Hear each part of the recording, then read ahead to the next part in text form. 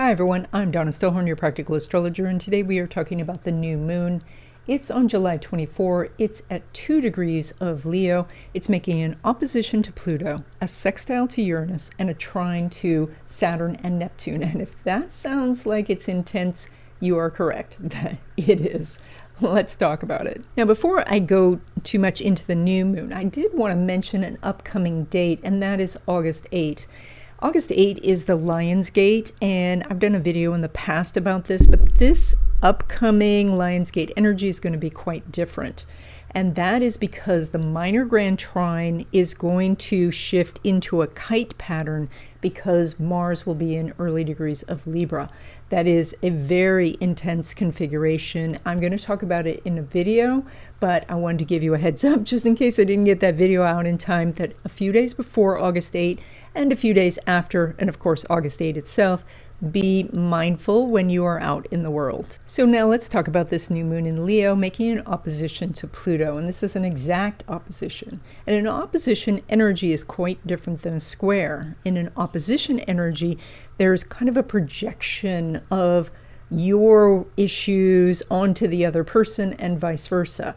And so this can, when you don't trust someone, you might think that they are not trusting you, or in other situations, this could be the thief that accuses other people of stealing, or the cheater who says that their partner is cheating. So with this new moon as an opposition to Pluto, everybody is trying to set a boundary or a border and saying, do not cross this line. And at the same time, they are crossing the line. And so the idea is that you're walking across a person's line and setting a border telling them not to cross that line. And so, of course, that's really intense energy, and we're seeing that play out in the world already. But for you personally, this could be very useful energy because as an individual, you can make choices, whereas the group sometimes can't. So the opportunities that you have are based on the sextile to Uranus, which gives you a whole bunch of other paths that you can take to your destination. And you have Saturn with Neptune, and that's a trine to this new moon. And that is the energy of having this blueprint of what it is that you want to accomplish, or the life that you're trying to create. In the world astrology, what we call mundane astrology, there is a big push to try to establish borders or boundaries. But those borders or boundaries might be in somebody else's territory. And then the other people get upset about that, and no one with this opposition is willing to compromise. But in your individual life, you can make changes. And that is that first you identify what's no longer working in your life, what is dead and needs to be buried. That's the Pluto. Then with the sextile to Uranus, you can figure out all of these new paths that are opening up for you. And then the Neptune and Saturn combination helps you establish a real direction for yourself. But the loudest voice here is going to be Pluto. So the bottom line here is that Pluto is going to reveal what it's going to take to empower you to gain what you want. Uranus then offers you different paths to get to that point, and Saturn and Neptune give you the steps in order to get there. And this is a great opportunity for you because to have all of these major planets line up with this new moon is very rare. And so over this next 2 weeks, you can make a lot of progress. And of course, if you would like some help with this and you want to know what's up ahead for you in 2025 and 2026, I do readings. There's a link in the description. Okay, Aries, this new moon is lighting up your area of creativity and risk-taking. And where the power is, where that place where you might be too afraid to go, is showing what you can do to the world. And that might be very specifically like your art or your music, but this could be just you taking a risk to talk to your supervisor, to look for a new job, to have a conversation with your kids or your partner. So this is very much, though, about you expressing yourself and what it is that you want. Now, when it comes to love relationships, specifically new love, the energy is quite good because the new moon is lighting up that area. So Therefore, this is the time to go and ask someone out, to go to social events, to allow somebody else to fix you up. This is the time to do it. And I know that sounds crazy with these very difficult aspects, but this is a time where you could meet someone with whom you have a very powerful connection. Now, when it comes to existing love relationships, Venus is making a square to Mars. So the energy is that there's a dynamic going on between you and your partner about what you want to have happen and what is actually getting done. And it may be on either side. They may want you to do something, you may want them to do something, and it's time to hash that out. Now, when it comes to your money, you are also dealing with that Venus and Mars, but those are going to be affected by Mercury retrograde because Venus is in Gemini and Mars is in Virgo, and both of those signs are ruled by that Mercury. So this indicates going back over something you've done before. Now, I know for Aries, that's the last thing that you want to do. You want to be, just one and done. Let's get it finished. Let's get it off of the list. But this is a really good time to go back and look at either other avenues for gaining what you want, or go back and through and see if there are details that you missed that if you do those things, they're going to make a real difference in your finances. Now, when it comes to money from business or from investments, I see that you're on the hunt because that Venus square Mars is very active. This gives you an opportunity to find your prey, to go after what it is that you want. And even if you're thinking that you want to have a much softer approach, that's okay. This is just a matter of seeing what it is you want and moving very determinedly towards it. That's what brings you the opportunities. Now, when it comes to money derived from career, so that would be a paycheck, there's no aspect going on right now between Venus and Uranus or Venus and Saturn. So the opportunities to get a raise are less right now. That means that even if the conversation has started, you may want to draw it out over this 2-week period into the next cycle, so because you will get a positive energy lining up in the future. But right now, I think that if you are going for a raise, what you're going to end up with is just more work. Okay, this is the third section of this video, and I have a couple of quick announcements, and then we're going to continue talking about finding the hidden money in your chart. I teach a free class once a month. It is on August 1st. It's at 12 p.m. Pacific time. It's by Zoom. It's called New Month Wishes, and what we do is we talk about the astrological happenings that are going to be occurring over the course of the month, and then we write our monthly wishes together, and then we do a short meditation to energize them together. The class is about an hour. It's really fun. There is a link to register in the description so you can get the Zoom link and join us. And then members of this channel get exclusive access to special videos, deep dive videos, and videos about other topics.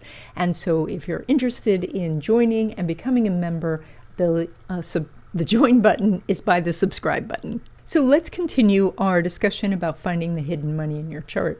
And by the way, I do have a video course on this topic. There's a link in the description.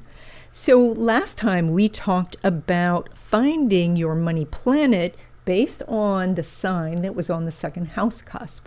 And so hopefully you now know that planet. Now, you have more than one money planet, but this is the one that is associated with the second house. And by the way, if you are uncertain about which planet that is for you, you can send me your info. I will send you a PDF of your chart. Just put into the subject line that you want to know your money planet. So last time we talked about the different sources of money that could come to you based on the position of that money planet. This time, I want to talk about the actions that you can do to uncork the blocks that you might have when it comes to making money. So we're going to start with kind of an overview, and then in future videos, we can chunk down and get to more specifics. But we're going to start by dividing our chart into just 4 pieces, and that'll be 4 quadrants. So the first quadrant would be houses 1, 2, and 3. Second quadrant would be 4, 5, and 6.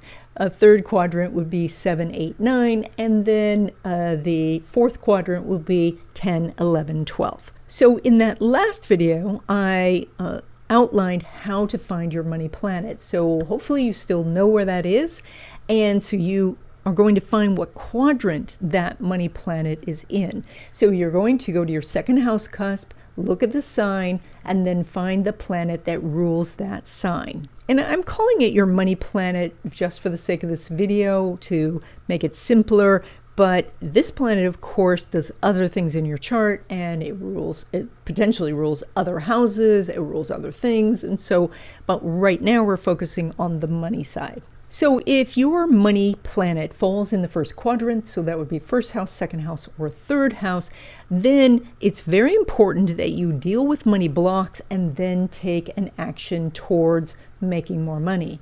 And so by money blocks, I mean there might be a fear of failure, a fear of success, a fear of talking to people about money matters, or being angry with money, or having some effects from childhood still affect you now when you are making money. All of these types of things can be considered money blocks. And then blocks like this are removed by doing things like tapping, hypnosis, journaling, talking to someone who is, doing some sort of therapy. And so once you have looked at what the block is and done what you can to remove it, then go take an action in the world. And that will really open the money floodgates. So the bottom line is you clear the issue, then take an action. And if another issue comes up, you clear that and then take an action. Now, if your money planet falls in the fourth house, fifth house, or sixth house, and that would be the second quadrant, then it is all about you interacting with others by doing the things that you do well. That is, you go do the things that bring you joy, you do the things that are helpful to others, and that opens the money floodgates for you. So in other words, if you are of service to others, if you help others, but by doing the things that you enjoy doing, that creates this joyful energy that opens the money floodgates. If your money planet falls in the third quadrant, that would be houses 7, 8, or 9, then you open the money floodgates through collaboration. And that means that as you meet more people, as you connect with people, you have more money opportunities.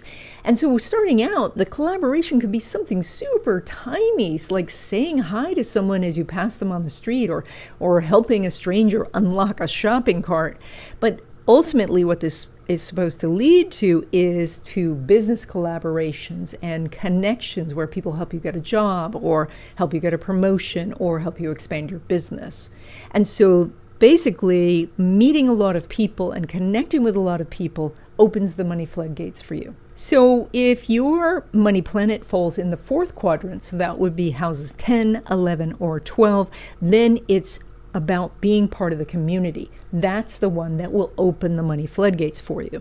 And so that can be everything from, going and working at the local coffee shop to actually being an influencer, or, joining meetup groups, or starting your own meetup group, going into professional organizations and doing network that way, going to conventions and conferences, or actually getting to a point where you're speaking at those conferences. But it starts with something very simple, and even like when you're stuck on the freeway, to think about all of the people in all the cars around you, and that is your community. And as you are in your community, then you are recognized, and that opens the money floodgates. And that's it. I hope you enjoyed this video. If you have any astrological questions you want me to cover on this channel, please let me know. Consider subscribing to the newsletter. The newsletter is a weekly overview of the aspects that are going to be happening, and it has some really cute pictures of black cats. And so if you like black cats, it's really good to subscribe, and that subscription's free. And I will see you in the next video.